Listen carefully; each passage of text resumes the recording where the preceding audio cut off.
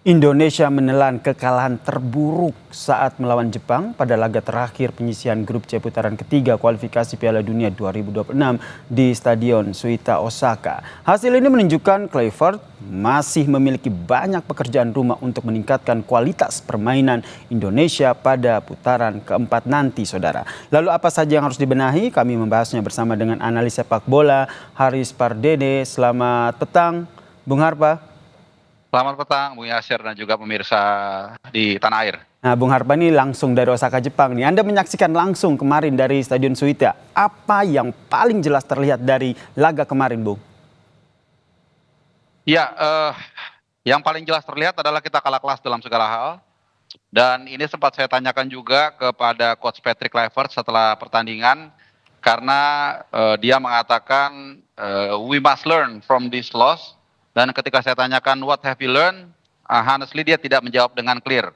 Padahal kalau kita lihat sebenarnya terpampang dengan jelas beberapa kelemahan yang mungkin akan menjadi PR kita untuk Oktober nanti di round 4. Pertama adalah tentu lini belakang. Ketika kita kebobolan 6 gol, ini tentu ada something wrong di lini belakang kita maupun juga di second line di tengah.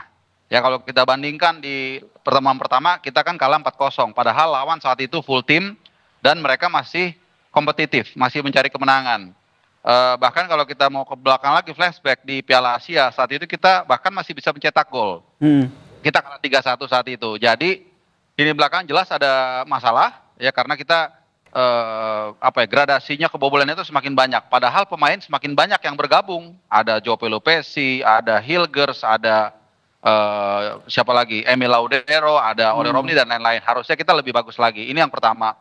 Yang kedua tentu bagaimana kita mengalirkan bola ke depan. Kalau istilahnya itu passing progresif ini juga nggak jalan.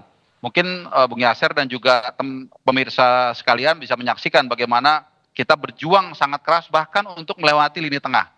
Bola dicoba dilakukan long ball, di skip ke arah Ole, tapi Ole selalu struggling. Bahkan yang nggak terlihat dari kamera, itu bisa kita lihat juga dia frustasi untuk mendapatkan bola seperti itu. Oke, ini berbicara soal tadi seperti kata Anda frustasi begitu. Apakah menurut Anda sendiri timnas ini memang tidak konsentrasi atau lebih kepada merasa terbebani dalam pertandingan ini? Ya, saya pikir ini saya pikir ini adalah hanya masalah memang beda kelas ya antara Indonesia dan Jepang karena memang kalau kita lihat secara materi memang beda jauh. Baik, kalau beda kelas oke lah, kita sudah mengakui itu, apalagi Jepang ini nomor 1 Asia. Tapi dari catatan Anda ini kan kalah telak itu, gede loh ini 6-0 begitu Bung Harpa. Dari menurut Anda selain tadi soal Jepang unggul segalanya, dari persiapan timnasnya dulu deh. Menurut Anda sebelum pertandingan ada beberapa undangan dan terlihat seperti kurang fokus dalam latihan, apakah ini juga bisa mempengaruhi performa pada saat pertandingan kemarin? Ya bisa jadi ya, karena kalau kita lihat di sisi lain tim lawan juga berlatih sangat keras. Saya sempat melihat mereka juga sangat fokus, tapi di saat yang lain memang kita mungkin menganggap ini partai yang tidak menentukan. Dan akhirnya kita lihat perbedaannya sangat jauh sekali. Lawan lebih kompak, mereka bahkan tidak berhenti mencetak gol ketika ketika mereka sudah unggul 3-0, 4-0, 5-0, dan 6-0. Jadi memang ada perbedaan mentality dalam memandang pertandingan ini walaupun sama-sama sudah tidak berpengaruh. Sama-sama tidak terpengaruh, ada perbedaan mental di situ.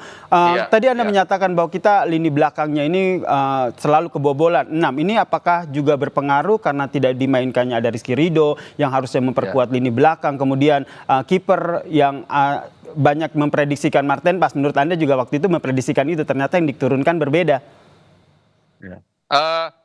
Saya pikir pemain kita sudah cukup secara materi, ada Emil Laudero juga sudah cukup perform. Dia melakukan begitu banyak penyelamatan, tapi kemudian ya itu tadi kita benar-benar tidak bisa melawan kekompakan pemain Jepang yang memang mereka tidak mau meraih hasil minor dalam 2 pertandingan terakhir karena pelatih Jepang juga Hajime dapat tekanan untuk tidak kalah di pertandingan menghadapi Indonesia dan bahkan itu kan pun berusaha untuk memberikan. Jadi dari sini pun kita bisa melihat walaupun lawan sudah tidak menentukan lagi pemainnya lapis 2, tapi mereka tetap tetap untuk memberikan yang terbaik buat tim nasional mereka sendiri gitu. Oke, ini terakhir nih tadi Patrick Ya. Kluivert bilang bahwa Jepang unggul di segala hal sebagai pembelajaran. Menurut Anda pembelajaran apa yang diambil oleh Patrick Kluivert dalam pertandingan kekalahan melawan Jepang ini? Singkat saja. Ya, pertama jangan menganggap remeh setiap lawan, dan kemudian kedua bagaimana kita bisa melakukan improvisasi ya. Ketika gagal melakukan tekanan atau kita gagal mengeluarkan tekanan, harus ada pergantian pemain yang cepat supaya kita bisa tidak jadi bulan-bulanan begitu. Baik, terima kasih analis sepak bola Baik. Bung Haris Pardede atas analisnya terkait dengan pertandingan Indonesia lawan Jepang langsung dari Osaka, Jepang. Salam sehat Bung Harba.